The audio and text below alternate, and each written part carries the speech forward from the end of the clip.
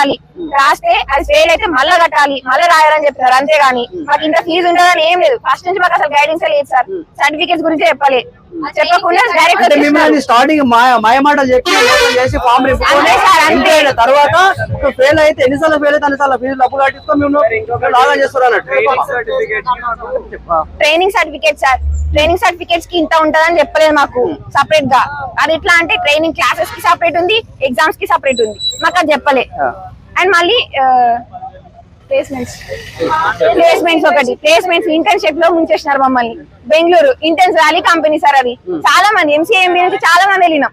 Return 1 month లో return వచ్చేసాం sir. అందరం అక్కడ పడలేక అక్కడ ఒక్కొక్కరికి 30,000 పైన ఖర్చు అయింది.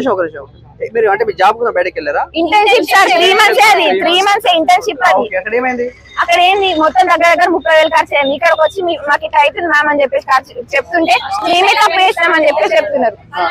మొత్తం అయిపోయి లేదు, శాలరీ ఇస్తామన్నారు, శాలరీ ఇవ్వలేదు.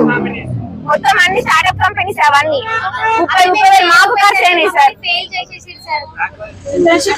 బ్యాక్లాగ్స్ మళ్ళీ ఒక్కొక్క సబ్జెక్ట్ పోతే, ఇన్ కేసు పోతే సబ్జెక్ట్ బ్యాక్లాగ్ పడితే ఒక్కొక్క సబ్జెక్ట్ కి 10,000 అడుగుతున్నారు సార్. ఇక్కడ ఎట్లా కడతారు సార్ 10,000? బయట కాలేజ్ ఎట్లుంది, ఇప్పుడు ఎంత ఉంది పర్ సబ్జెక్ట్ 10,000.